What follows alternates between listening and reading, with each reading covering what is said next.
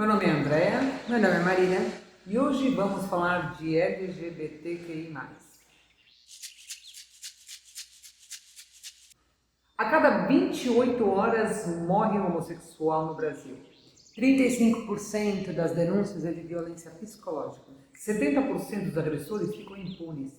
20% das denúncias são de violência física. O Brasil é o número 1 em agressão a homossexuais. E o maior consumidor de pornografia gay. Pois então, né, gente, assunto seríssimo, seríssimo, e eu fico pensando quanto que a gente andou para frente, quanto que a gente progrediu nesse assunto e o quanto a gente hoje está regredindo, né, com todas essas facções, com toda essa violência, com toda esse olhar que foi sendo distorcido em relação aos homossexuais, né? Eu costumo dizer, eu tenho uma analogia que sabe aqueles tobogãs que tem escadas intermináveis para você subir, que tem um super esforço para você chegar lá no topo e depois a queda é super rápida, não sei se você já andou nesses toboáguas, né? E eu vejo que a nossa luta contra a agressão aos homossexuais, com todo esse preconceito, foi tão extensa e tão bonita em todos esses anos, onde a gente encontrou leis que protegessem, que a gente aprovou o casamento homossexual, onde começamos a entender enquanto sociedade que não existe diferença em relação à preferência sexual ou à raça ou a mil coisas que a gente, né, parece que de repente a queda, né, desse escorregador que eu estava fazendo a analogia, que a gente caiu de 2 anos para cá, a gente despencou com o aumento da violência, despencou com a distorção do olhar para tudo, na verdade. Para mim, na realidade, eu acho que a gente regrediu, a gente está indo para trás. Isso é impressionante, né, Marina? Sim, é impressionante, porque a gente tem representantes que eles incentivam isso, né? Então, o que acontece é que se naturalizou um pouco essa homofobia, né? Então, o que antes a gente... Nossa, se a gente for ver a parada gay brasileira, né? A paulista, na verdade, de São Paulo é a maior parada gay do mundo. E a gente tem, assim, pessoas fantásticas que lutam pelo direito das pessoas. E aí o que acontece é que o ódio vem disseminando muito, né? E muita gente vem morrendo e o pior de tudo é que muitas coisas acontecem dentro de casa, né? Os pais são agressivos com os filhos, falam, fica quieto, eu vou te transformar em homem, ou N outras razões, né? Apesar de que as maiores agressões ainda vêm da rua, ainda vêm do mundo externo. Então é uma luta constante, diária, por sobreviver, né? E não viver. Isso que é muito louco, né? Quando você corrigiu que não é pela nossa causa, eu acho que todas as causas que acontecem nesse país são nossas. Seja agressão a homossexuais, seja agressão a negros, seja agressão a mulheres, né? Tem crescido 200% nessa pandemia o número de feminicídios nesse país também.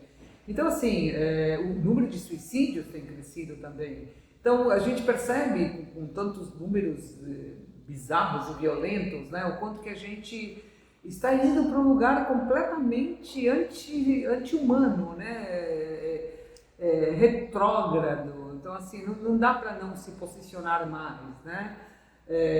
Nesse momento se faz necessário que a gente, enquanto humanidade, enquanto ser, porque assim já não é mais uma questão política, gente, é uma questão humanitária mesmo, né? Sim. Então, se você está vendo que os números estão crescendo, isso é questão de estatística, não é mais questão não é uma questão romântica, é questão de números que estão sendo constatados.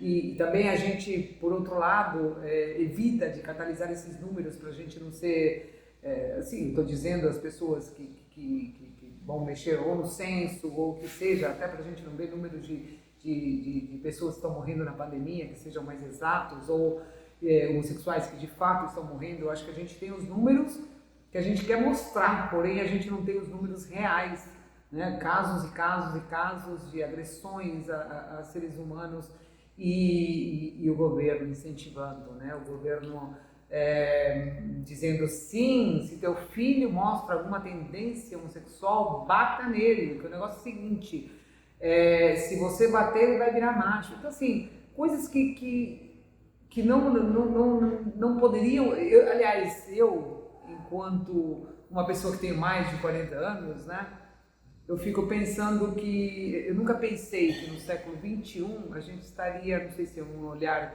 ingênuo em relação ao mundo, um olhar que não, sei lá, que não condiz, utópico, mas eu nunca na minha vida, quando eu tinha 20 anos, pensei que no século XXI a gente estaria discutindo coisas dessa alçada. Eu achei que isso aqui tudo já tinha sido superado, que seríamos seres humanos aquém da nossa sexualidade, cor. De fato, eu não sei se você tem a mesma sensação, você que é mais jovem do que eu, mas eu não pensei que nesse momento, no século XXI, a gente ainda estaria com essas questões tão fortes. Eu acho que o que aconteceu, na verdade, foi que antigamente era mais difícil a informação chegar na porta da tua casa, porque hoje a gente tem um aparelho na mão o tempo todo. Então eu acho que assusta mais as informações porque elas estão mais palpáveis e mais fáceis de serem analisadas. Por exemplo, a gente não consegue ter aqui no Brasil uma forma mais exata de calcular quantas pessoas morrem por homofobia, porque a gente não existe uma lei, está sendo até aprovada, né, discutida, uma lei para criminalizar a homofobia. Ela entra meio que no racismo, mas aí entra também nos direitos não sei o quê, então ela fica assim permeando. Então a pessoa, na verdade, ela denuncia com outra razão uma coisa que deveria ser denunciada como homofobia, mas não existe algo específico para denunciar. Até se a gente for analisar, a terceira maior causa de bullying nos colégios, na nossa vida, é a sua questão do seu gênero. Qual é a opção sexual que você tem, se você escolheu o gênero, mudou de gênero, alguma coisa assim. Então, isso é motivo de chacota dentro dos colégios. Eu acho que a gente começou a ter mais informação, e com essas informações a gente começa a captar mais, e eu acho que a gente começa a debater mais, por isso que hoje em dia, no século XXI, esse tema vem à tona, porque a gente está tentando, acho que, sabe, terminar esse debate e as pessoas viverem felizes, só que o debate nunca termina. Não, eu não estava falando em transparência numérica, na realidade. Quando eu falava de que eu não acreditava que no século XXI a gente estaria conversando sobre isso, porque ao meu ver, no meu olhar utópico, no meu olhar ingênuo, no meu olhar humanista, eu jamais pensei que no século XXI ainda teríamos essas questões a serem debatidas. Eu achei que a gente já teria consciência de que as pessoas são iguais e quando a gente enterra, meu amigo, todo mundo pro caixão é igualzinho, tem 2 pés, 2 mãos, se Deus for bom para você, né? Se a vida for boa para você, você nasceu perfeito e não tem... Mas assim, de uma forma geral, todo mundo é igual, então assim, eu não sei, eu acho que eu tenho um pensamento muito libertário, eu te eduquei de uma forma muito livre, não livre na libertinagem, na liberdade de expressão, de respeitar todo mundo. A gente sempre foi rodeado e teve em casa todos os tipos de pessoas e todos os tipos de culturas e todos os tipos. Então, a diversidade cultural, a diversidade de classes também, né? A gente sempre lidou com todo mundo. Então, realmente me surpreende. Eu me entristeço muito com tudo isso. É que você é rara, você é uma pessoa rara. A faixa etária sua mais para avançado, até chegar na idade da minha avó, são gerações, se a gente for ver na gama Brasil, né, inteiro, vamos colocar o Brasil como um todo, gerações mais tradicionais, são pessoas... A minha não, da minha mãe, né? Da sua mãe. Não é tradicional. Geração tradicional, geração que... muitos homens da sua idade para cima são machistas. Machistas, assim, ao extremo, que acham que o filho não pode gostar de menino e acha que é um absurdo, o homem não chora, não sei o que, mulher, não sei... Então, mas isso vem da pré-história, entendeu? Veja, aí que tá, quando você fala em termos de categorias, de faixas etárias, meus pais eram extremamente tradicionais, eram os caras que entenderam que para educar você tinha que bater, e aí você corrigia um erro de caráter, né? E conseguia ter sucesso, e batia, e assim, um amigo meu dizia assim, não batia, espancava, né? E realmente, eles achavam que isso era o caminho, e tudo bem, tudo perdoado, já eles estão lá em cima, porque eu acho que quando você acha que você está fazendo certo, você merece o perdão, né? Eu acho que é isso. E a minha geração, né, que eu tenho os meus amigos de tantos anos atrás, que tem 50, 60 anos, é outra geração que a gente acreditou que o diálogo era o melhor caminho, a liberdade de expressão, você deixar a pessoa seguir a sua carreira, não ter que ser médico como o pai era médico, a geração X, né, a minha, né, e que deixava as pessoas mais livres para serem o que elas queriam ser, né? Essa é a realidade. Por isso que eu acho que meu olhar é esse, um ingênuo que achava que no século XXI a gente teria superado todas essas questões e poder falar de outras questões e que o ser humano seria protegido. Assim, e eu acho que eu não sou uma pessoa rara, mas eu acho que a gente é uma geração, né? A geração X acreditou muito nisso. Tem muitas pessoas que procuraram essa liberdade de expressão por toda a repressão que a gente teve dos tradicionais. Mas né? a geração X da metrópole, a geração X da capital, a geração X moderna, a geração X que mora no interior, no meio de uma fazenda, não pensa isso. É verdade. Se você for ver exemplos aí que a gente teve num reality show há tempos atrás, a gente tinha 2 exemplos de pessoas que foram criadas em torno do machismo e da homofobia. É verdade. E isso é a maior parte da nossa população. E isso inclui jovens, adultos e velhos.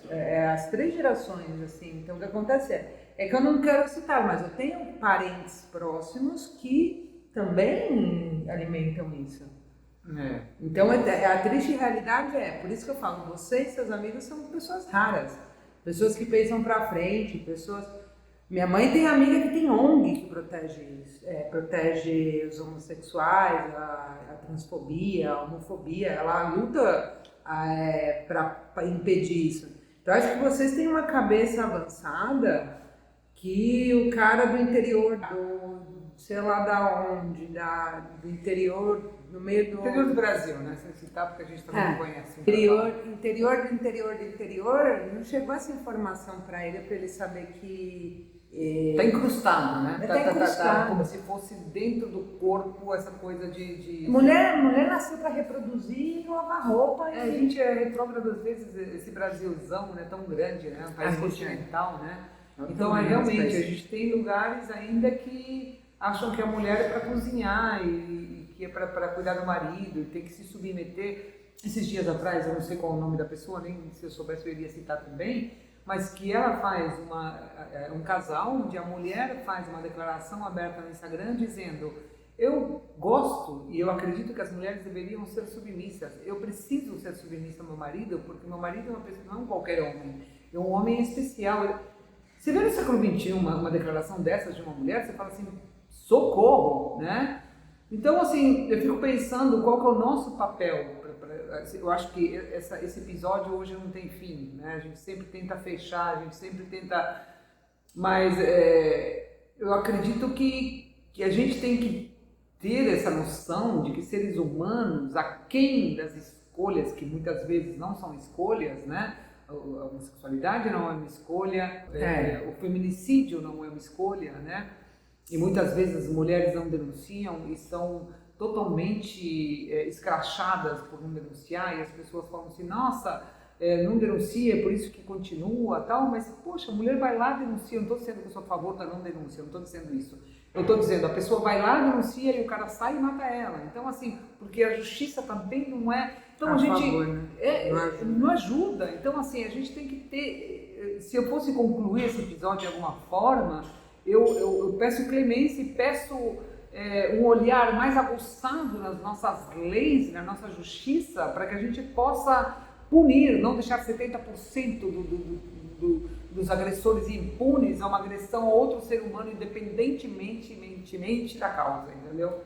Porque a gente for analisar, né, as discussões parlamentares para as leis, elas têm, essa lei não consegue ser aprovada pela questão do peso de um país que na teoria é laico, mas nem tanto. Então o que acontece a grande bancada que a gente tem de religiosos, eles dizem que é cortar a liberdade de expressão deles de disseminar que a homossexualidade não é legal, que é pecado. Eu vou falar. E aí não é pecado. Então acho que talvez o que eu penso que todo mundo, independente da sua sexualidade, cor, raça, idade, qualquer coisa, a gente tem que se unir para todas as causas. Porque o feminicídio, a homofobia e todos os tipos de preconceitos, o racismo, ele só vai ser extinguido quando todo mundo se juntar e dar a mão e lutar junto com isso. Eu acho que a gente não é porque eu não tenho filho gay, eu não sou gay, eu não tô nesse mundo, eu não tenho que ajudar, eu não tenho que ir lá estender minha mão e falar, não, eu vou lutar com vocês para que isso acabe. A gente tem que parar de ficar se separando de bolhas e falar, não, a luta do orgulho gay é deles, eu não tenho que sair na rua para lutar com não sei o quê, eu não tenho que fazer não sei o quê. Não, você é parte dessa sociedade. A luta é de todos nós. É isso. Acho que é isso. Tema bem sensível. Eu fico realmente muito tocada com tudo isso. Então é isso, minha gente. Por um mundo melhor, por um mundo com mais amor por favor. Vamos dar as mãos. E vamos dar as mãos e vamos lutar por um mundo melhor, porque realmente do jeito que tá não dá. Vamos lá. Se inscreva, dê o seu like. Curta e dissemine o amor, a paz e a união. É isso. Fora Bolsonaro.